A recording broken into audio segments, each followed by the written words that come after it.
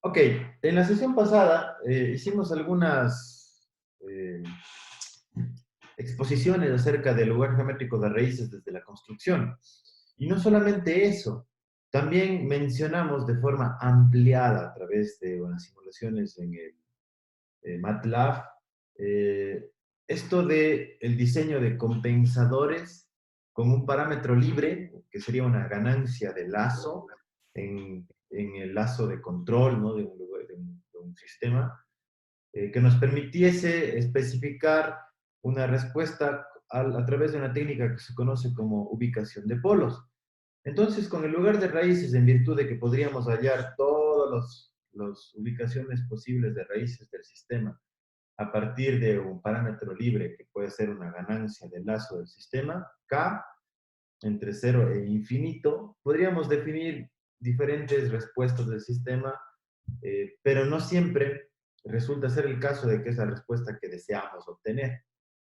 Entonces, si ese es el caso, y únicamente a través de la modificación de la ganancia en el lugar geométrico de raíces no le alcanzamos parámetros específicos de diseño, definitivamente debemos insertar un compensador que se resume como un filtro que permite moldear el lugar de raíces para obtener una respuesta apropiada, acercada o cercana o idéntica a lo que como diseñadores especificamos.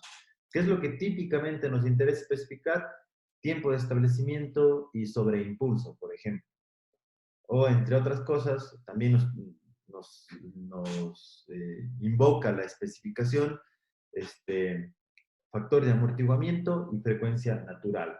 Esto porque en el diseño vamos a propender a generar polos dominantes que a través de la ubicación de polos especifiquen la respuesta transitoria y de forma ampliada tengan relación directa con la estabilidad marginal del sistema. Todo esto lo podemos hacer a través de diferentes configuraciones de sistemas o lazos de control. Es bastante sencillo y conocido, ¿no? Vamos a activar aquí permítame, la herramienta de tomar notas.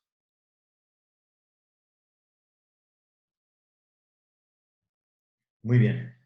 En esta herramienta de tomar notas, supongan ustedes, vamos a ver, aquí, a ver si es que aparece, aquí está, ok. Si esta es la salida, que típicamente en el libro la llama CDS, y esta es la entrada RDS, igual en este caso, CDS y RDS, es bastante bien conocido, ya lo hemos practicado, ¿no? CDS a RDS en este primer sistema que se conoce como compensación en cascada o en serie, es la configuración que por excelencia la vamos a trabajar. Esta es la clásica, típicamente es más sencilla de entender porque procesa directamente el error. Entonces, hay otras configuraciones como que el compensador esté en el lazo de retroalimentación interno o esté en cascada. Estas configuraciones más adelante las vamos a estudiar en detalle. Ustedes mismos en el proyecto del curso tienen ahora el encargo de hacer un esquema de configuración del sistema de control de al menos de 2 lazos de control, ¿no? En cascada. Ok. A partir de esto, entonces, ganancia de trayectoria directa entre R y C, GC por G, ¿no? Sería GC de S, G de S, entre, chueca, entre 1 menos por menos más la ganancia de lazo, GC por G y por K. GC por G y por H, perdón. Como pueden ver, la ecuación característica del lazo cerrado del sistema, evidentemente, tiene un fuerte dominio de lo que elijamos como compensador. En el caso particular de que el compensador sea algo sencillo, o no necesariamente un compensador, incluso algo proporcional como ganancia de lazo K, solamente con el análisis del lugar de raíces ya tenemos. Es decir, si variando la ganancia K proporcional somos capaces de lograr que el sistema tenga una respuesta deseada con un tiempo de establecimiento y un sobreimpulso específico, muy bien. Y que además el sistema justamente se ubique sobre la referencia sin error de estado estacionario, ok, Solamente variando la ganancia acá, ya obtenemos lo que buscamos como diseñadores. Si por otro lado, variando la ganancia acá, el mejor esfuerzo que tenemos es algo así, por ejemplo, digamos, no, espérate, no tengo los parámetros de diseño que yo como diseñador he propuesto y además existe error de estado permanente. Aquí está, ¿no? Existe un error de estado estacionario. Entonces resulta que un compensador basado únicamente en una ganancia variable no es suficiente y hace falta definir un GCDS con un numerador en polinomio y otro denominador en polinomio. ¿De acuerdo? Aquí se puede ver el efecto de GCDS en el lazo de retroalimentación, cómo afecta directamente la ubicación de los polos. Y bueno, pues evidentemente pueden hacer la duda de cuál sería la configuración de lazo cerrado de este sistema, suponiendo que esta es la salida CDS y cuál es esta de aquí la salida RDS. En este caso, de forma resumida, CDS a RDS es igual a G1 por G2 entre 1 más G2 por GC más G1 por G2 y por H. Podemos reflexionar brevemente sobre esta ecuación, ¿no? Que se llama la ecuación o la fórmula de ganancia de Mason.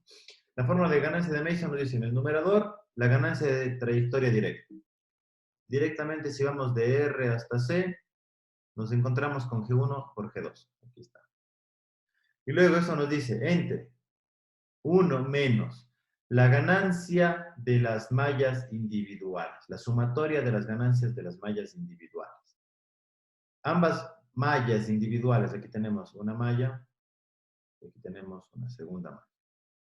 Las dos son negativas, ¿no? Entonces, 1 por menos, menos por menos más, en los dos casos, la primera ganancia sería G2 por GC, y la siguiente, G1 por G2 y por H. Listo. Y se nota nuevamente que aparentemente, no es aparente, de forma evidente, el controlador con cualquier configuración que tenga, incluida una configuración únicamente de una ganancia, es capaz de manipular la ubicación de los polos de lazo cerrado de este sistema. El análisis cabería de manera semejante. Lugar de raíces, si es que K logra el propósito de acuerdo, y si es que no logramos especificar la salida en valores de diseño, entonces K no es suficiente y deberíamos, en consecuencia, diseñar un compensador basado en un numerador y un denominador en polinomio de S. Muy bien.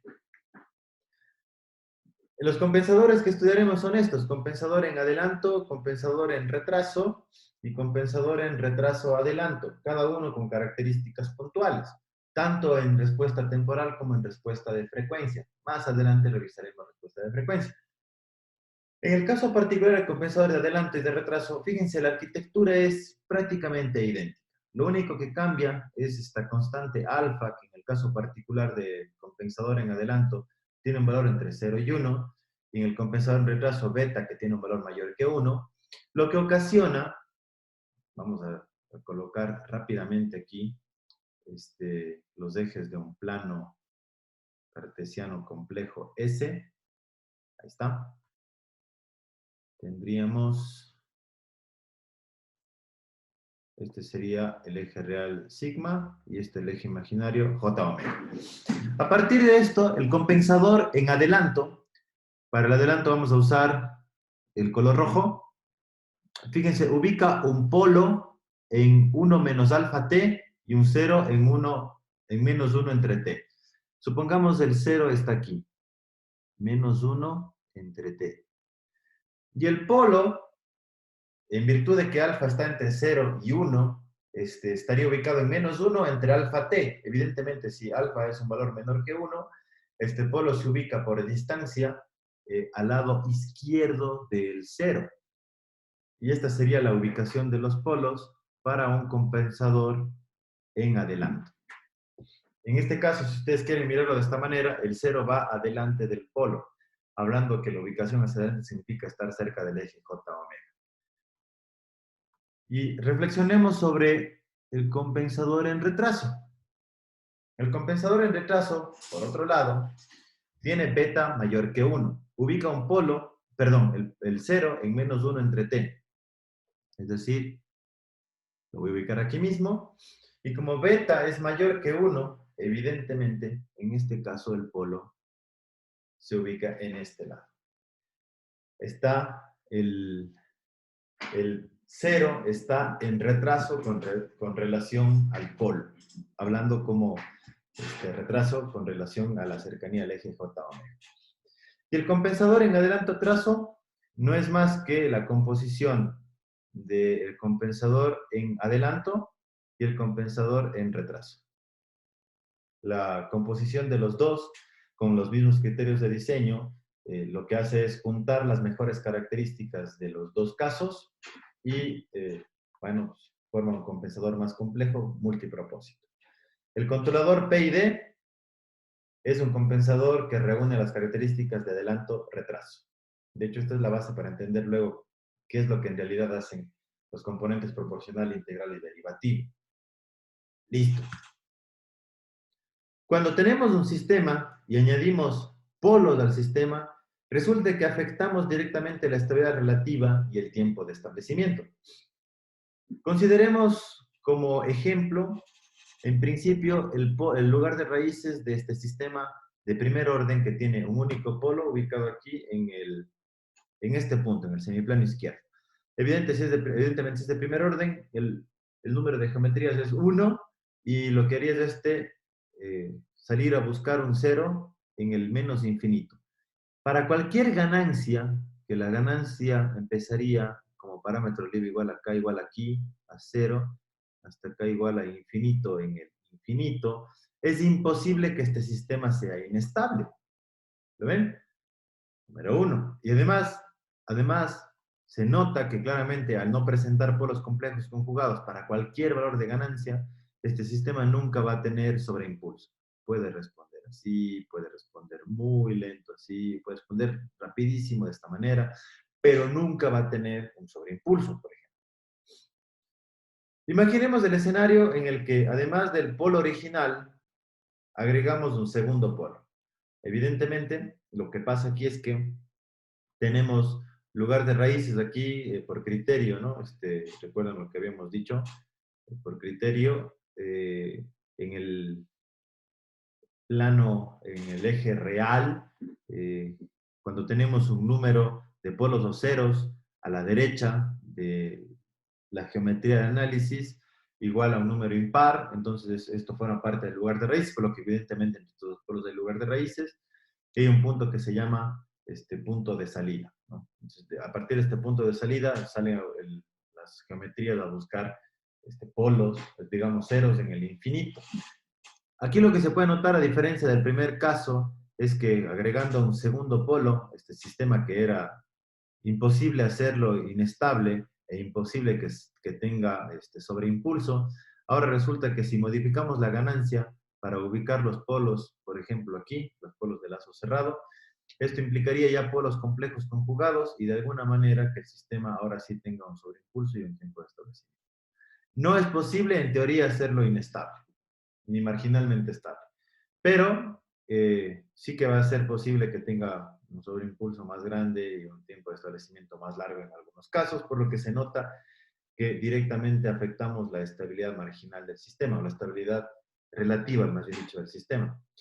Y supongan que además de estos dos polos agregamos un tercer polo. Este tercer polo sale a buscar un cero en el infinito, y estas dos geometrías ahora se doblan y tienen cruces con el eje J omega, y para ciertos valores de ganancia ahora sí que es posible obtener un sistema inestable. Entonces nota que agregar polos en el sistema afecta a la estabilidad relativa, y mientras más cerca se encuentre un polo del eje J omega, afectamos de manera todavía más importante la estabilidad relativa del sistema.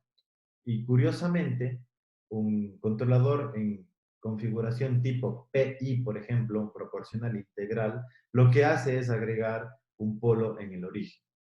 Es un poco contradictorio decir, agregamos un polo en el origen y de cierta manera estamos forzando al sistema en que en algún punto sea inestable.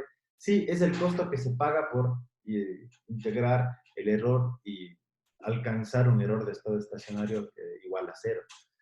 Es por ese motivo que en plantas muy sensibles o con estabilidad relativa baja, como un péndulo invertido, por ejemplo, un péndulo invertido per se tiene estabilidad relativa bajísima, es difícil estabilizarlo, entonces colocar un controlador proporcional integral para controlar raíz es un suicidio, no vamos a poder controlarlo, ¿no? Ahí vamos por el siguiente concepto, que es controladores, o qué pasa cuando al sistema le añadimos ceros. El efecto de añadir ceros ocasiona que el sistema sea más estable y acelera la respuesta de estado estable. Todo esto en parámetros del tiempo funciona muy bien. Evidentemente nos hace falta completar este análisis en frecuencia porque existen otras implicaciones de añadir polos y ceros en frecuencia. De momento en el tiempo, decimos que añadir un cero, partimos del caso empeorado que tuvimos antes. Y miren, añadimos un cero aquí, casi que anulando el efecto de este polo. ¿Se acuerdan que este polo fue uno de los que más perjudicó en la estabilidad relativa del sistema, ocasionando que se doble el lugar de raíces? Entonces, si colocamos un cero cerca de un polo, básicamente casi que añadimos su efecto, y noten que ya no tiene la línea vertical como hace rato, pero mínimamente no tiene opciones de hacer que el sistema sea inestable. Y si por otro lado, ¿se acuerdan de esta configuración? Que el cero vaya delante del polo, como si fuese un compensador de adelanto. Entonces estamos añadiendo fase al sistema, y fíjense lo que se logró. Básicamente nos parecemos un poquito más a esta opción más estable que teníamos previamente. O vamos a anular el polo que está cerca del origen. Esto corresponde a la configuración previa que dijimos de un compensador de retraso. El compensador de retraso va el polo por delante del cero, lo ven aquí, y están cercanos.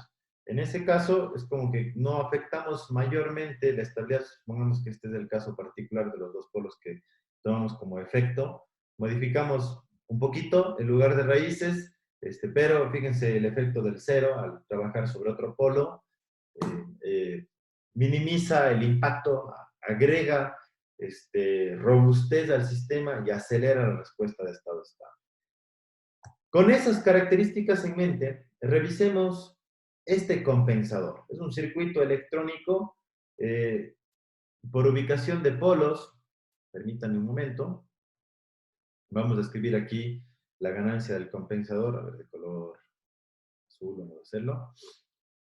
Azul, perdón.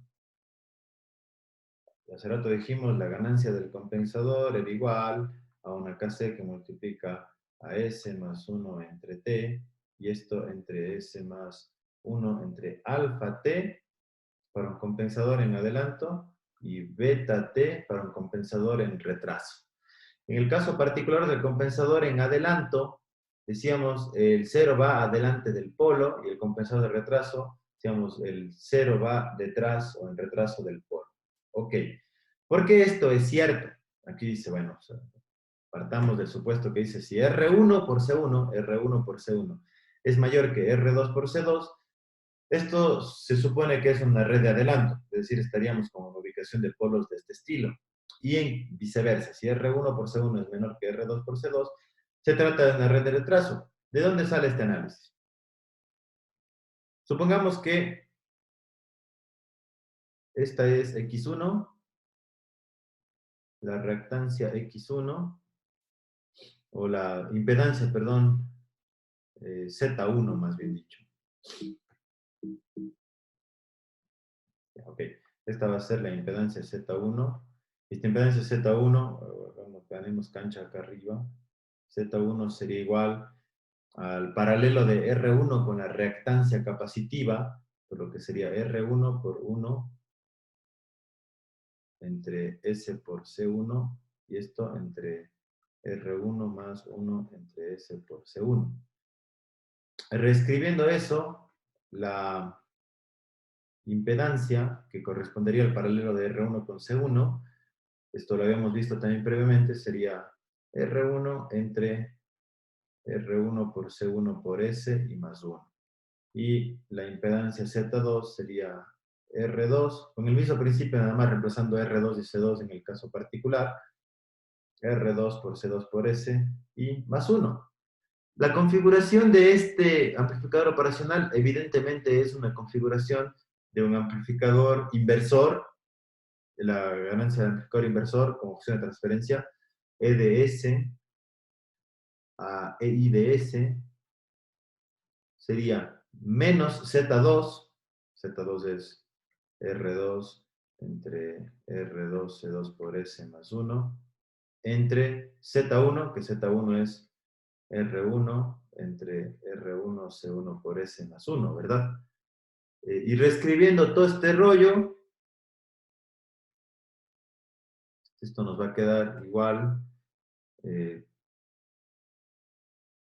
R2 entre R1 por R1 C1 por S más 1 entre R2 por C2 por S más 1.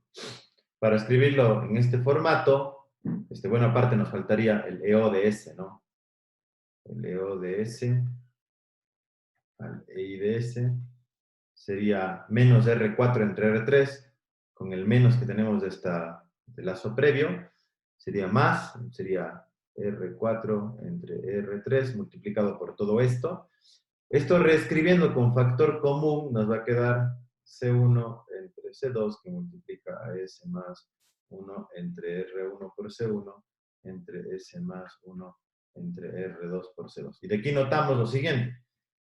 Si R1 por C1 es mayor que R2 por C2, evidentemente el 0 está más cerca del eje J-omega que el polo denotado por R2 y C2.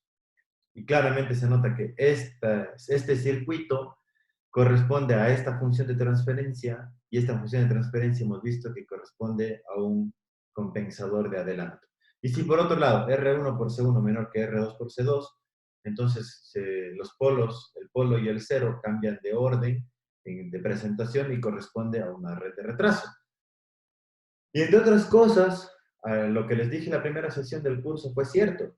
Ahora, a partir de las funciones de transferencia de diseño, le podemos poner por detrás la cara electrónica, ¿no?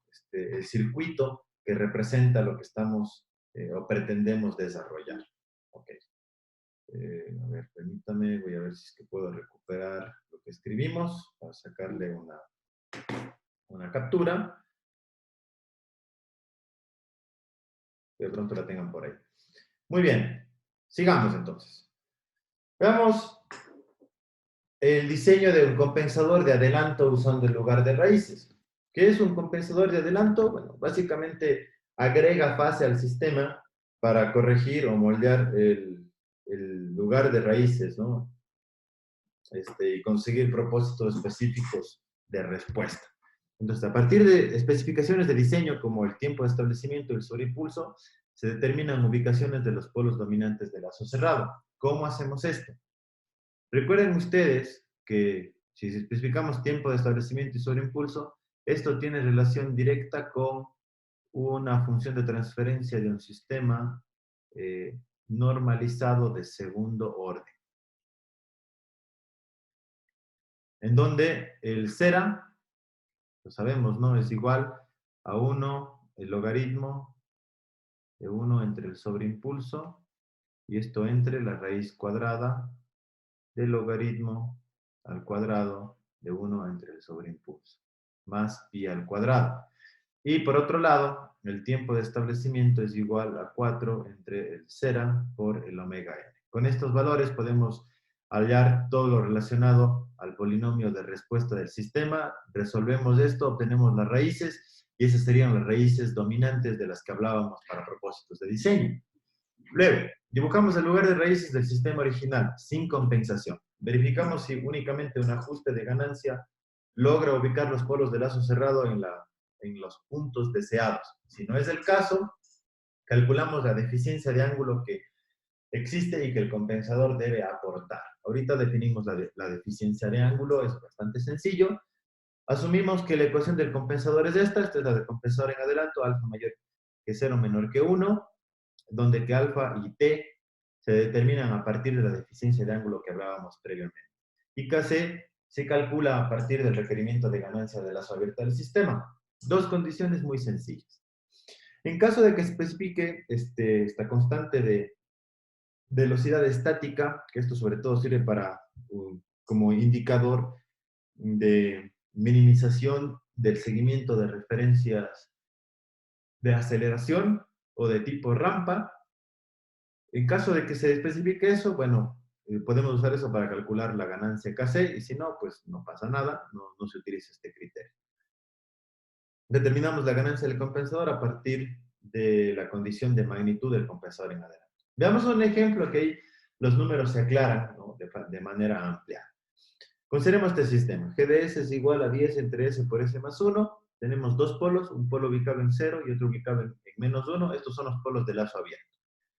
En lazo cerrado el sistema, que es donde nos interesa hacer el diseño, ¿no?, el análisis, CDS entre RDS, considerando que esta sería la configuración del sistema sin un compensador de momento, tendríamos esto como retroalimentación. 10 entre S al cuadrado más S y más 10. Se nota que esto corresponde a un sistema de segundo orden normalizado, coincidió, no va a coincidir siempre en la práctica, y la ubicación de los polos son menos 0.5 más menos J 3.12. Okay, vamos a memorizar eso. El polo está ubicado, los polos del sistema con ganancia unitaria está en menos 0.5 más menos J 3.2. Ok. Entonces ahora mismo el sistema operando así, sin hacerle nada, sin ponerle ningún compensador, ubica los polos en estas ubicaciones, en menos 0.5 más menos J 3.12, en este lugar. Y eso corresponde a un factor de amortiguamiento de 1/2. ¿Por qué 1/2? Bueno, recuerden que esta era la ecuación de lazo cerrado. El omega n vale 10, omega n al cuadrado vale 10, por lo tanto el omega n valdría raíz de 10. Y 2 sera omega n por S corresponderían a 2 sera omega n, o raíz de 10 igual a 1, y de ahí despejamos el sera, que nos devuelve un valor de 1/2. Ok. Entonces, perdón, nos devuelve 1/2 por raíz de 10, que es omega n es raíz de 10. Y eso nos devuelve un factor de amortiguamiento de 0.1581. Un factor de amortiguamiento de 0.1581 es bajo, tendríamos sobreimpulsos quizás excesivos, la frecuencia natural vimos que era raíz de 10, y quizás no es lo que buscamos. Entonces, ahí viene el criterio del diseñador. Dice, a ver, vamos a intentar obtener un sistema que tenga una frecuencia un factor de amortiguamiento mucho más grande, 0.5, una frecuencia natural de 3, bastante parecida, esto impacta en el tiempo de establecimiento. Y a partir de eso definimos la ecuación característica y la ubicación de los polos. S al cuadrado, 2 sera omega n por S, más omega n al cuadrado. Esta sería la ecuación característica. Resolvemos. Y fíjense, nos devuelven ubicaciones de polos de lazo cerrado que habíamos dicho. Ahora el diseño va a consistir en hallar polos dominantes en pares complejos conjugados, en donde pretendamos ubicar el lugar de raíces o moldear el lugar de raíces para que tengamos un punto de operación del sistema. Entonces veamos, ese punto está más o menos por aquí, menos 1.5 más menos J259. Estaríamos hablando de que los puntos de operación deberían ser estos. Pero, a ver, si estos son los puntos de operación y el lugar de raíces del sistema original es este, lógicamente no pasa el lugar de raíces por estos puntos, que son los puntos de diseño. Como no sucede eso, debemos moldear el lugar de raíces. Y no se puede moldear el lugar de raíces únicamente modificando la ganancia K, porque esto no agrega dinámica. La ganancia K lo único que hace es mover el lugar de raíces por algo que ya existe, por estos puntos. En ese caso y en consecuencia, hay que agregar un compensador. Y para moldear el lugar de raíces, el compensador que se selecciona es un compensador de adelanto. Ese es el que moldea el lugar de raíces. Bien. En la metodología que presentamos previamente para el compensador de adelanto, se mencionó que cuando hace falta moldear el lugar de raíces, se debe verificar la deficiencia de ángulo. ¿En qué corresponde la deficiencia de ángulo? Mencionamos brevemente que los puntos de operación entonces estarían más o menos por aquí, ¿no? Menos 1,5, 2,6, algo así como por aquí. Recuerden que un punto, para que forme parte del lugar de raíces, debe cumplir con las condiciones de magnitud y las condiciones de ángulo. Algo que no podemos cambiar son los polos de lazo abierto, porque con los polos partimos para el diseño, ¿no? Y el trazado del lugar de raíces incluso. Entonces vamos a considerar como puntos de prueba y fíjense que aquí, a partir de lo que hemos dicho, hay dos ángulos. Hay un ángulo para este punto de prueba ocasionado por este polo, un ángulo θ1 y un ángulo θ2. Los ángulos, ojo, se miden en el sentido opuesto a las manecillas del reloj. Si utilizamos Pitágoras, ¿no?, para hacer los cálculos o trigonometría, lo que normalmente haremos aquí es un triángulo rectángulo y podemos calcular la distancia del cateto adyacente, el cateto opuesto y con el arco tangente hallaríamos este ángulo de aquí, que es el ángulo complementario. Por lo que los ángulos que hallemos deben ser restados de 180 grados para hallar el ángulo que va en sentido opuesto a las manecillas del reloj. Entonces, dichos estos criterios, aquí vienen algunas cosas que mencionamos. Por ejemplo, este es del punto deseado de menos 1,5 más menos J259 y tenemos un ángulo con relación al polo que está ubicado en 0 de 60 grados. Luego tenemos que hallar el ángulo con relación al polo que está ubicado en menos 1 y saber cuál es la compensación. Bueno, realmente no son 60 grados, ¿no? Son 60 grados de aquí, pero se contabiliza el θ1 desde acá, serían 180 menos 60, 120, ese es el θ1. Nos falta el θ2, eso lo tenía previamente ya planificado aquí, permítame. Teníamos el sigma, vale menos 1,5 y el omega 2,5986. El θ1, 180 grados, menos el arco tangente de omega, evidentemente tomo valor de sigma positivo, ¿no? No voy a tomar lo negativo. Y eso nos debe a los 119,99 grados o los 120. Y el θ2 sería el sigma menos 1, porque el segundo polo está ubicado en menos 1, y eso nos debe el ángulo de 100,89 grados. Ahí está. 180 menos esto, menos 40,89. Es decir, esa es la deficiencia de ángulo que existe. Para que ese punto de operación forme parte del lugar geométrico de raíces del lado cerrado, deberíamos agregar 40,89 grados para moldear el lugar de raíces. Y ese déficit se logra o se alcanza con un compensador de adelanto. Okay. ¿Cómo usamos a favor ese ángulo? Y aquí viene hay dos métodos sencillos. El primero, este es un método gráfico. Básicamente consiste en hacer de forma descriptiva lo que les voy a platicar ahora. Este punto P que se muestra aquí sería para el ejercicio, el ejemplo que estamos revisando, tendría las coordenadas, evidentemente, menos 1,5 más J 2,598. Y trazamos dos líneas. Una línea horizontal completamente desde cualquier lugar que venga hasta el punto P, y del punto P al origen otra línea más. Y lo que hacemos a partir de esto es bisectar el ángulo. ¿Se acuerdan que el ángulo de desfasamiento, el ángulo de compensación era 40,8 grados? Y decimos, ok, voy a bisectar el ángulo APO. Es decir, todo este ángulo APO lo bisecto, ¡pum! Es decir, divido entre dos ese ángulo, ¿no? Y obtengo, lo bisecto con esta línea B. Este método es completamente gráfico. Ok, aquí va. Entonces, a partir de esta bisectriz, trazamos la mitad del ángulo, 40,8, hacia este lado, y la mitad del ángulo de 40,8 de compensación hacia este lado. Y los cruces con el eje real corresponden a la ubicación del del 0 y del polo respectivamente.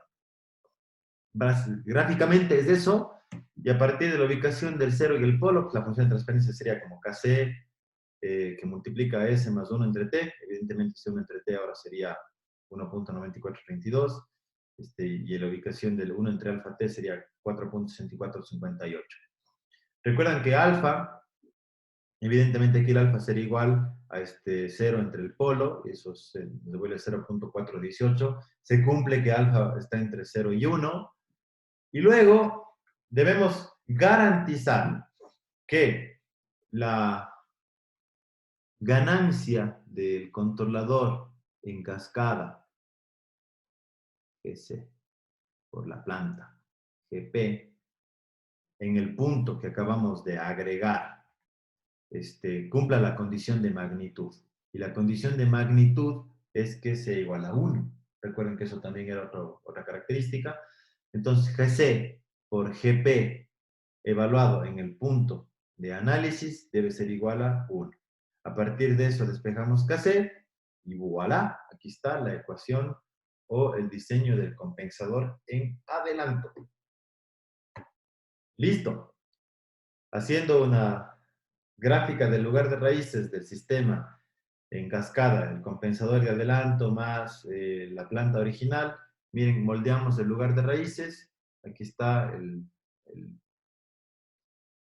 0 y el polo del compensador que acabamos de agregar, los polos de lazo abierto del sistema original, y para la ganancia que hemos especificado de 1.2287, que es la ganancia del compensador, fíjense, directamente el sistema opera en los puntos deseados, obteniendo los parámetros que en consecuencia habíamos planificado, de omega n y factor de amortiguamiento 0.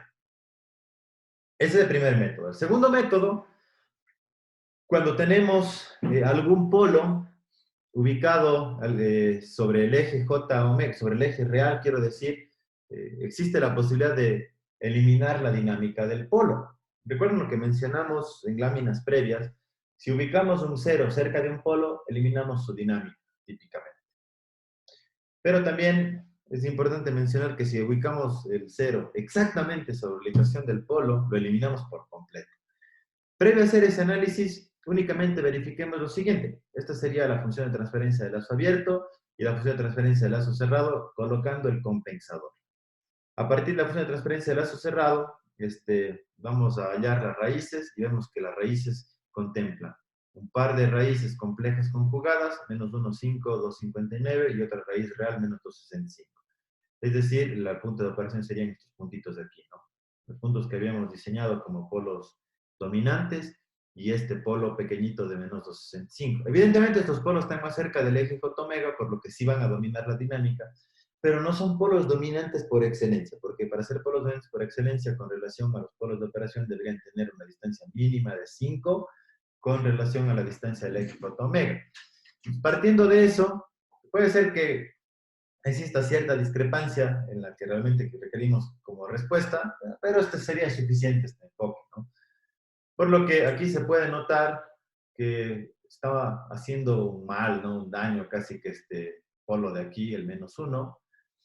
Entonces el siguiente enfoque es tomar directamente la ubicación del polo del 0 en menos 1. Al hacer esto, permítame, vamos a dibujar aquí. Entonces, teníamos ubicación en menos 1 y en 0.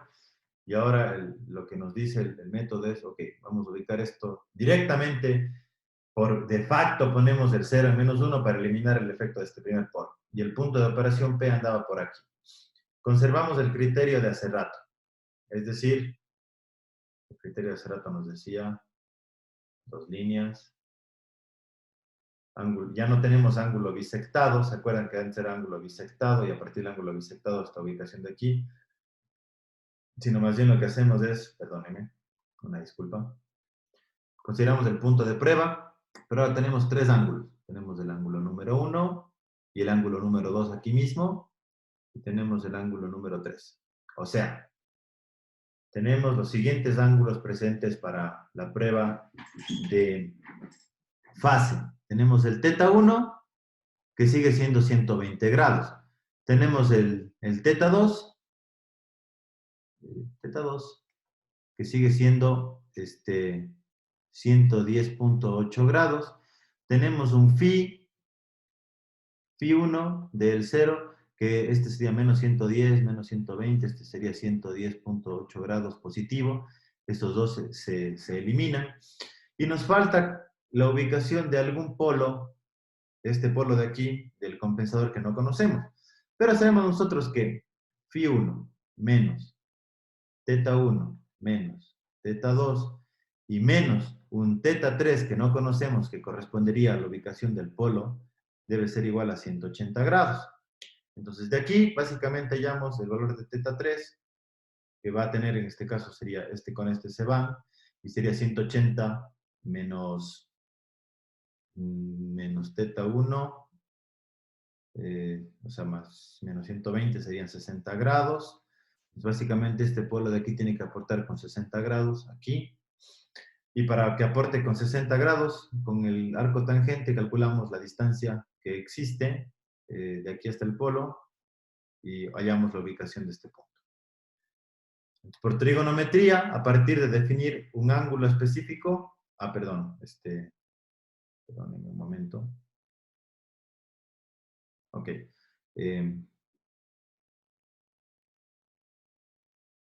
Sí, ahí está.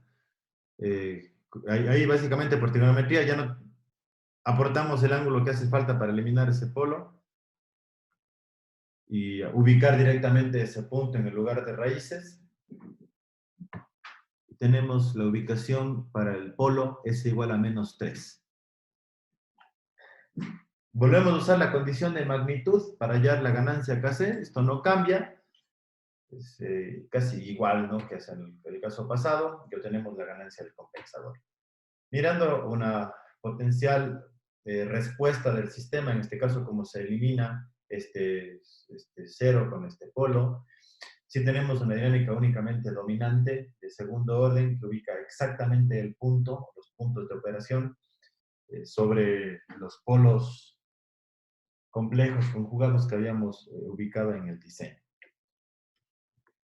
Muy bien, sé que están cansados, ya casi terminamos. Nos falta ver dos métodos muy rápidamente. Este era el más largo. El sistema sin compensación es el de color amarillo. Como veíamos al inicio del ejercicio, tenía un sobreimpulso bastante alto en virtud de que se había definido o tenía un factor de amortiguamiento bajo. Utilizando el método número 1, el sistema de color azul, y utilizando el método número 2, el sistema de color rojo. En los dos casos tenemos exitosamente una ubicación de polos para respuestas. Son bastante parecidas las respuestas luego de que pasa el efecto transitorio. Ustedes pueden ver de la línea interpuntada del método 2 y la línea de color azul del método número 1. Nada más que en el método número 1, acuérdense ahí el efecto también de un polo real. Muy bien. Ahora vamos con el compensador en retraso. En el caso de que la respuesta transitoria exhiba características satisfactorias, pero la respuesta de estado estacionario no tenga respuestas satisfactorias, entonces ya no hace falta un compensador en adelanto, sino un compensador en retraso. Supongan ustedes, por un momento, que esta es la referencia del sistema y que la respuesta del sistema en lazo cerrado se parece algo a esa. Así. Decimos, sí, muy bien, la respuesta transitoria es correcta, pero tenemos error de estado estacionario. Si ese es el caso, ya no hace falta moldear el lugar de raíces, sino modificar la ganancia de lazo para que con una ganancia superior este de aquí se acerque a la referencia. Eso también lo habíamos visto como concepto hace algunas clases, que aquí dice justamente esto: no queremos modificar de forma apreciable las características transitorias. Y para evitar eso, la contribución del nuevo compensador debería ser menor a 5 grados, o está entre menos 5 y 5 grados. Para eso, compensador de retraso, en el polo y el cero se ubican muy cerca y a su vez los dos cerca del origen. La metodología. Dibujamos el lugar de raíces del sistema sin compensación, consideramos especificaciones de respuesta transitoria y ubicamos polos dominantes en el lugar de raíces. Consideremos esta ecuación del compensador en retraso. La clave de todo este diseño está en beta. En función de qué seleccionemos como beta, podemos subir o no la ganancia, sobre todo que se evalúa sobre la ganancia o la constante de error estática. Normalmente, en este caso, para compensadores de retraso sí se define la constante de error estática, pero si no lo hace, no importa, ¿no? Nos especificamos un valor de beta y con ese valor de beta hacemos el diseño del compensador en retraso. Ok. Luego, determinamos el incremento en la constante de error estático necesario para satisfacer condiciones de diseño. Determinamos polos y ceros para cumplir las especificaciones del compensador. Dibujamos el nuevo lugar de raíces, verificando que no se modifique de forma apreciable el lugar de raíces original. Y ajustamos la ganancia del compensador, asumiendo la condición de magnitud. Y con eso completamos el diseño. Veamos esto en un ejemplo. Supongamos este sistema. 1.6 entre S por S más 1 y S más 2. Tres polos. Uno en 0, otro en menos 1, otro en menos 2. Ok. Si lo escribimos CDS en RDS en lazo cerrado, esta sería la ecuación de lazo cerrado y estas serían las ubicaciones de los polos de lazo cerrado.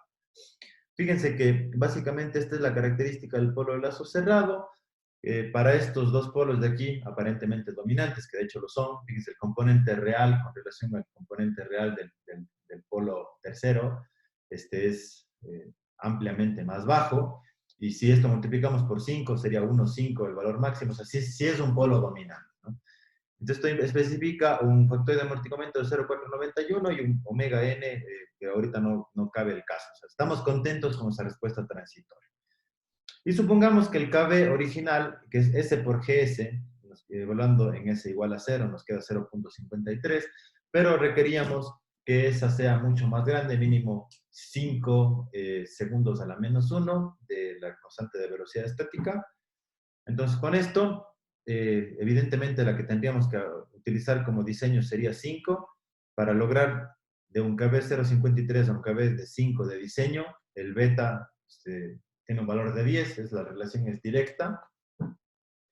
Estos serían los polos actuales. Queremos que se modifiquen entre poco y nada los polos en ubicación de raíces, ¿no? Y sino solamente modificar la ganancia apreciable. La ganancia actual del sistema ahora, en este punto, es muy pequeña y queremos que para el nuevo moldeo del sistema del lugar de raíces, que conserve la forma, en estos mismos puntos tenga una ganancia más grande. Y así reducir el error de estado estacionario. Como la constante de error estática se pretende subir por un factor de 10, entonces beta igual a 10. Y aquí viene el truco. ¿Y por qué es tan sencillo en compensar un retraso? Básicamente nos imponemos las ubicaciones de los ceros y de los polos, o del cero y el polo. Recuerden que en este caso el polo va adelante del cero, o el cero va en retraso con relación al polo, y los dos se ubican muy cerca del lugar del eje J. Por eso, miren, el polo está ubicado aquí en menos 0.005 y el 0 10 veces antes en menos 0.05. Entonces, esta sería la función de transferencia del compensador. Hace falta calcular KC, evidentemente. Si evaluamos este compensador, evaluando cuánto es la aportación de los polos y ceros que están muy cerca, pero evaluando la aportación final en la condición de magnitud, en la condición de ángulo del lugar de raíz, resulta que el aporte de esta red con este cero y este polo ubicado en este punto es apenas de 4 grados, por lo que se cumple el hecho de que debemos aportar como máximo 5 grados con una red de este estilo. Y luego aplicamos la ganancia, el cálculo de la ganancia. Para eso la función de transferencia de lazo abierto, ganancia del compensador por ganancia de la planta, quedamos con una K, aquí especificada por 1.06 entre KC, y a eso le aplicamos, bueno, aquí está el lugar de raíces, todavía no vamos al cálculo de la ganancia, ahorita vamos, miren, este es el lugar de raíces original, y utilizando el compensador, se ve igualito, nada más que si hacemos un zoom, aquí en esta porción, se nota el cero, muy cerquita de cero, ¿no? El cero que estamos agregando, y el polo también muy cerca de cero, lo que ocasiona que apenas se genere una modificación del lugar de raíces en esta porción, pero se conserva ampliamente la forma del lugar de raíces original. Muy bien, entonces el lugar de raíces lo vamos a conservar en ese punto. Ya sabíamos que este era el punto de operación, el primerito, ¿no? Ahí mismo vamos a conservar el punto de operación. Menos punto 33 más punto 0,56, 0,58, perdón. Estamos cerquita de ese lugar con el factor de amortiguamiento que hemos calculado. Calculamos en este punto la ganancia K, y con esa ganancia K, pues la ganancia KC del compensador que hace rato quedó embebida en 1,6 por K. Y esta sería la ganancia del compensador. No hay segundo método de cálculo. Este es más sencillo, como ven es un poco más intuitivo, y se ve ya en una respuesta de constante, no de tipo rampa, la de rampa viene en un ratito más, que efectivamente reducimos el error de ganancia, el error de velocidad estática, ¿no? El error de velocidad estática con relación a una referencia de tipo rampa. Y en el escalón unitario, el sistema no compensado es el de color azul, el de color naranja, que es el que se muestra aquí. Se ve que tienen respuestas similares porque el propósito fue ese, no modificar de manera apreciable el lugar geométrico de raíces del sistema original. Y finalmente, el compensador en retraso-adelanto junta lo mejor de los dos mundos. Podemos modificar el lugar de raíces para obtener una respuesta transitoria deseada y adicionalmente agregar una pequeña dinámica adicional que garantice error de estado estacionario igual a 0. El único detalle es que ahora sí el sistema se incrementa en orden, en orden 2, a diferencia de los casos pasados que se incrementaba un orden adicional, aquí se incrementa el orden en 2, excepto si hubiesen cancelación de polos y ceros de los compensadores o con relación a la planta. Aquí el propósito es calcular primero el compensador en adelanto y luego el compensador en retraso. Por eso de las especificaciones de diseño ubicamos los polos de lazo cerrado y usando la función de transferencia del compensador en adelanto calculamos la deficiencia de ángulo y repetimos el método. Calculamos el compensador en adelanto. Y luego garantizamos que el compensador en retraso, con un T2 grande, igual intuitivo, ¿no? Pequeño, relativamente cerca del eje fotomego, se cumpla esta condición. Y con esa condición, porque beta no ha sido especificado de manera plena como una ganancia de velocidad estática, por ejemplo, verificamos que no se haya modificado, verificamos el cumplimiento de la compensación del compensador en adelanto, es decir, con agregar ángulo, agregar el ángulo de compensación, el ángulo de desfasamiento, y luego calculamos las ganancias. Esto es básicamente modificar o verificar el criterio de magnitud del lugar de raíces, y en síntesis, primero diseñar el compensador en adelanto, luego el compensador de retraso y verificar al final todo para que se cumplan condiciones de magnitud y ángulo. Y si se cumplen, ok, logramos el propósito y eso es de forma ampliada. Okay. Queridos, en esta sesión, definición del lugar de raíces, ejemplos de construcción, también revisamos el toolkit de MATLAB del lugar de raíces, el RLocus, el criterio de diseño de compensadores en adelanto, en retraso, incluido una definición de un circuito utilizando amplificadores operacionales y el compensador de retraso en adelanto. Pocos ejemplos de programación en MATLAB, eso lo dejamos para una siguiente sesión en la que haremos algunos ejercicios y simulaciones. Hasta aquí cierro con la grabación al menos.